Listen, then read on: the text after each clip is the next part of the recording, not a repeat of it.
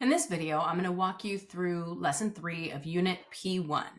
So in lesson 2, we started to think about short circuits and broken circuits and how this would, or what this means. And then we navigate into this lesson by thinking about how this could affect energy transfer on an electric grid. So we use our understanding of what we developed in the last lesson, and we think, how might this affect energy transfer to buildings? What about a broken circuit? So then we read about an article about underground power lines. The article starts off talking about a disaster that happened in 2003. And it was because some overgrown trees touched some power lines, and there was energy that transferred into the surroundings, into the trees and stuff, instead of the buildings. And so people that were right there immediately lost power, and there should have been a warning system that went out to shut down other power plants, but it glitched and it didn't happen. Anyways, in the end, 100 power plants lost power, and more than 50 million people in North America, including Canada and the northeast of the United States, lost power. So it's a pretty big deal. So this is all to set up the idea that there is a solution for this. And so we're starting to introduce the idea of design solutions and engineering. And this unit is going to have a very large engineering project at the end of designing a more efficient electrical grid system for their community. And so this is beginning to introduce some terms like criteria and constraints.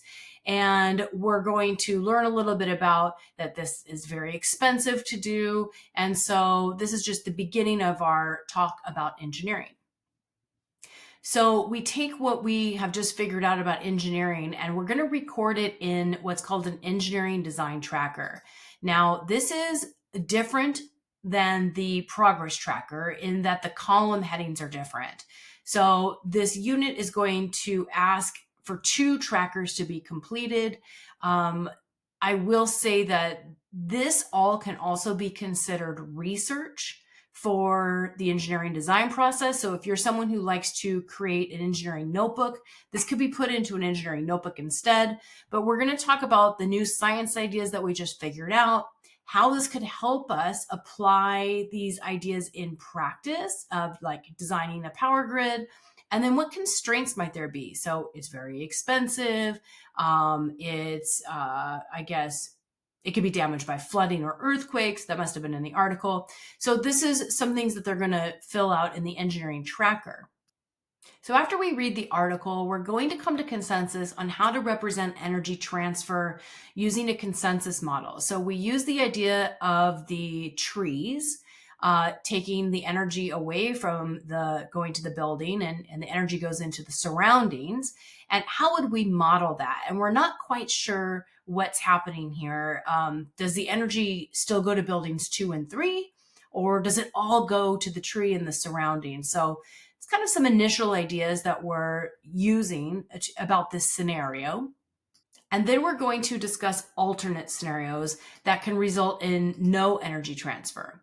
So this is actually the end of day 1, depending on if you have block period or not.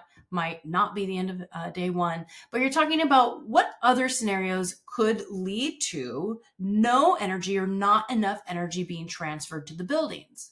So after that, we're going to work in pairs to model 5 different energy transfer scenarios. There is a handout for this, and it describes all 5 scenarios, and they're going to use their energy transfer diagram, process that we've been doing to explain where the energy would go in all 5 scenarios. So one being a normal scenario, the other being a tree falls on a house. House 3, this is breaking a circuit in house 1. So they're going to go ahead and model these with a partner, and then they're going to give some peer feedback. And the teacher guide does suggest adding these to your progress tracker.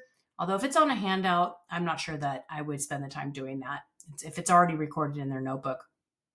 And then we're going to start thinking about supply and demand. And so we're going to look at a demand graph for 2 different years, and there's a handout for this. This is the slide that supports you as you navigate into this topic, talking about how how could supply and demand data help us make progress on our questions about what happened in Texas? And so we're going to use this handout and we're going to look at two different graphs. The first one is in 2020, and we're looking at the demand forecast for the region. What we're going to also look at are these temperatures down here. That's very important. And so we're going to use this strategy called the identify and interpret strategy. It's just a scaffold for interpreting what we're looking at on a graph. You use the first I is to identify, well, here's a point, that's a high point. And then here is a pattern. It went high when the temperature was low. So that's what it means. So you point out what you see and what it means. It's just a scaffold for interpreting graphs. But what we're going to notice is that when that temperature was really low, the demand was really high. So then we're thinking about, well, what energy was actually produced to meet that demand. And so we're going to look at and use the same strategy to look at energy production or electricity production. Now, this all comes from a website, the U.S. Energy Information Administration. There is a link to the website where these graphs were developed. And so you can look at this in your own area if you want, if you have time. And there's a discussion that follows, so maybe that could be a part of the discussion. But anyways, we're looking at supply and demand. So the demand is represented in the blue, and it's a forecast. So it's not actual demand, but it's the forecasted demand. And then this is the supply. So you can see that the temperature went down. So it was forecasted that there would be a higher demand. There was a conversation that happened prior to this of why would that electricity demand go up? Well, they're heating their houses and all that kind of stuff. But what happened here is they were predicting that they were going to have a big demand, but they were not able to produce electricity for it. So the big question is why? And we're going to have a discussion about what this means. So we have a discussion, and this is actually a scientist circle discussion. I do find that this discussion is pretty short, so you might want to add a little bit to this if you're going to start training students on scientist circle, which basically just have them stand around the perimeter of your room and go around in a circle and have everybody add something to the conversation, add on to somebody else. And we're trying to think about the graphs from 2020 to 2021. And there's some prompting questions in the teacher guide to help you facilitate this discussion. But we want to know, how does this connect to our scenarios, A through E, that we did up here? So our 5 scenarios that we modeled. And then we model in front of the class 2 scenarios to help us decide which energy transfer scenario is being represented here. And we're going to add a few new terms to our glossaries that we've encountered in this lesson: supply, demand, criteria, and constraint. And we're going to end with an exit ticket, which is basically asking, where do we go next? What do you need to know next about this energy production to help us answer our question? And really where we're navigating is, well, where is the energy even coming from? So that is lesson 3, and very little prep. And let's talk about that in the next video.